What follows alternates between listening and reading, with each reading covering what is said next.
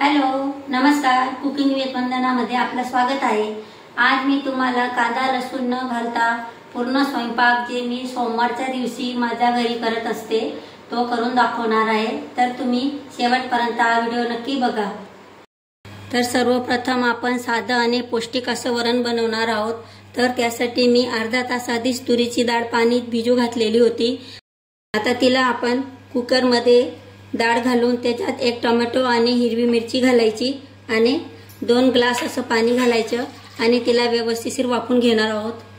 आणि आपलं वरणची डाळ वाफली जात आहे तोपर्यंत आपण भाजीची तयारी करून घेऊ। त्यासाठी बघा मी इथं पत्ता गोबी बारीक बारीक चिरून घेतलेली आहे आणि 2 बटाटे सुद्धा बारीक चिरलेले आहेत। पण आपण पत्ता गोबीची भाजी करत असताना जर त्यात बटाटे घातले तर ते बटाट्यांची चव व्यवस्थित लागत नाही। त्यासाठी आपण बटाटे चिरले त्यावेळेसच मी त्यामध्ये थोडंसं मीठ घातलेलं आहे, जे करून आपली बटाट्यांची चव सुद्धा कोबीची भाजी सोबत व्यवस्थित लागेल। तर मग बघा आता आपण भाजीसाठी वाटण तयार करून घेऊ। त्यासाठी मी इथं काही सुकी खोबऱ्याची काप घेतलेली आहेत आणि 2 हिरव्या मिरच्या घेतलेल्या आहेत। त्यानंतर आलं आणि कोथिंबीरच्या काड्या घ्यायच्या आणि त्याला आपण मिक्सरमध्ये ग्राइंड करून घेणार आहोत। तर बघा तुम्ही बघू शकता इथं भाजीसाठी मी कढई ठेवलेली आहे आणि त्या कढईमध्ये 2 पड्या असं तेल घातलेलं आहे, कारण ही भाजी कोरडी असते त्यात आपण पाणीचा वापर करत नाही, त्यासाठी तिच्यात थोडं तेल जास्तीचंच लागतं। तर आपलं तेल व्यवस्थित गरम झालं की नंतर आपण त्यामध्ये थोडीशी राई घालायची। राई व्यवस्थित फुटायला लागली की नंतर त्यामध्ये जिरं घालायचं आणि जिरं व्यवस्थित फुललं की नंतर आपण ह्याच तेलामध्ये हळद घालणार आहोत, जे करून आपली भाजीला एक सुरेख असा रंग येईल त्यासाठी। आणि त्यानंतर आपण त्यामध्ये बारीक चिरलेले आपले बटाटे घालायचे। बटाटे लवकर घालायचे जे करून ते लवकर शिजतील, कारण आपली कोबी ही बटाट्यांपेक्षा लवकर शिजते त्यासाठी। आणि दुसरं असं की दर सोमवारी माझ्या घरी न चुकता हाच मेनू असतो, फक्त भाजी चेंज होत असते। भाजी जी घरात अवेलेबल असते ती मी बनवते, पण वरण भात हा माझा दर सोमवारचा फिक्स मेनू आहे। कारण हा मेनू मी जेव्हा लहान होती त्यापासून माझ्या आईकडे दर सोमवारी हाच मेनू राहायचा आणि मी सुद्धा आईची ही प्रथा निभवत आहे। माझ्या घरी सुद्धा दर सोमवारी वरण भात, भाजी, पोळी आणि एक गोडाचा पदार्थ असं बनवत असते। त्यासाठी बटाट्यांना आपण 2 मिनिटासाठी थोडंसं झाकून वाफवून घेणार आहोत, जे करून ते लवकर वाफले जातील। त्यांना मी मधून एक वेळेस परतून परत झाकण ठेवलेलं होतं। आता ते व्यवस्थित वाफले गेलेले आहेत, थोडे बाकी आहेत जे कोबी सोबत परतवताना शिजतील। त्यानंतर आपण जे वाटण केलं होतं ते घालायचं आणि त्यासोबत आपण परत बटाटे एकजीव करून घ्यायचे।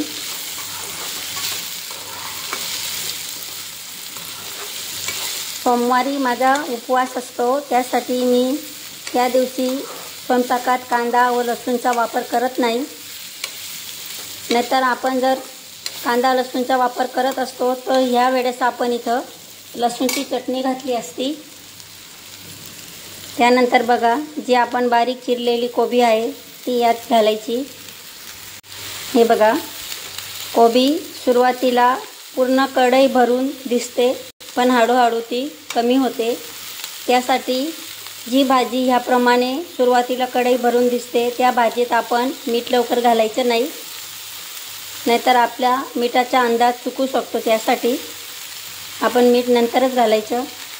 हे बघा तुम्ही बघू शकता आपली पत्ताकोबी आणि बटाटे हे व्यवस्थित परतवले गेलेले आहेत, पण त्यांना लवकर वाफण्यासाठी आपण ह्याप्रमाणे झाकण ठेवून अधूनमधून परतवत राहायचं। तर बघा आता आपली भाजी बऱ्यापैकी शिजलेली आहे। आता आपण त्यामध्ये थोडंसं धना पावडर थोडंसंच घालायचं आणि त्यानंतर लाल मिर्च पावडर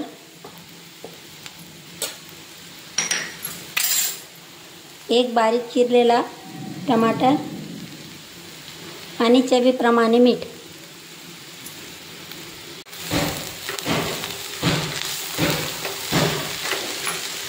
आणि बघा, जर तुमच्या घरात लहान मुलं असतील, ते जास्त तिखट खात नसणार, तर आपण सुरुवातीला खोबरं आणि आल्यासोबत जी मिरची पेस्ट केली होती तितकीच आपण भाजी तिखट करू शकतो. त्यानंतर लाल मिर्च पावडर घातली नाही तरीसुद्धा चालते. जर तुम्ही टिफिनसाठी करत असाल तर तेवढीच करायची. त्यानंतर आपण त्यामध्ये झाल्यावर थोडासा मॅगी मसाला घालायचा, जे करून मुलं टिफिन पूर्ण संपवून घरी येतात. जेव्हा माझे मुलं लहान होते त्यावेळेस मी ह्याप्रमाणेच त्यांना ही भाजी करून द्यायची. पण आता मुलं मोठे झालेले आहेत, त्यांना तिखट भाजी आवडते, त्यासाठी मी मिर्च पावडरचा वापर करत आहे. नाहीतर फक्त हिरवी मिरचीनी पण आपली भाजी तयार होऊ शकते. हे बघा, आपली भाजी आता कंप्लीट झालेली आहे. आपली भाजी होईपर्यंत आपली जी वरणाला डाळ टाकलेली होती ती सुद्धा शिजून झालेली आहे. आता आपण वरणला फोडणी देऊन देणार आहोत. बघा, वरणासाठी मी तर स्टीलची लहान कढई घेतलेली आहे. त्यामध्ये एक पडी असं तेल घातलेलं आहे आणि तेल गरम झालं की नंतर त्यामध्ये आपण राई आणि जिरं घालायचं आणि चिमूटभर अशी हिंग घालायची. नंतर कढीपत्ता आणि थोडीशी हळद घालायची. ह्याप्रमाणे आपलं साधं असं सिंपल वरण झालेलं आहे.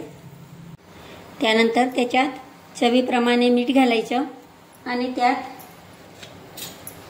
वरणला उकळी आली की ह्याप्रमाणे थोडंसं तूप घालायचं, जे करून आपलं वरण एकदम स्वादिष्ट होतं. आणि वरून थोडीशी कोथिंबीर घालायची. नंतर एका कढईमध्ये थोडं तूप घालायचं आणि त्यासोबत रवा घालून त्याला व्यवस्थित लालसर होईपर्यंत भाजून घ्यायचा. जोपर्यंत आपला रवा भाजला जात आहे तोपर्यंत आपण एकीकडे 1 वाटी दूध आणि ह्याच 2 वाट्या पाणी घ्यायचं आणि त्याला व्यवस्थित उकळेपर्यंत गरम करून घ्यायचं. हे बघा, तुम्ही बघू शकता इथं आपला रवा व्यवस्थित भाजला गेलेला आहे. आता त्यामध्ये जे आपण दूध आणि पाणी उकळून घेतलेलं ते घालायचं. हे बघा, आता आपण त्यामध्ये ज्या वाटी भरून रवा घेतलेला आहे त्याच वाटी भरून साखर घ्यायची. आता त्यामध्ये वेलची पूड घालायची. आता बघा, त्यामध्ये याप्रमाणे कडाने आपण भाजताना थोडं तूप कमी घातलेलं होतं. आता हे तूप याप्रमाणे घालायचं, जे करून आपली कढईला जो रवा चिटकलेला आहे तो सुद्धा निघून जातो. आणि त्यानंतर आपल्याजवळ जो अवेलेबल ड्रायफ्रूट असेल तो घालायचा.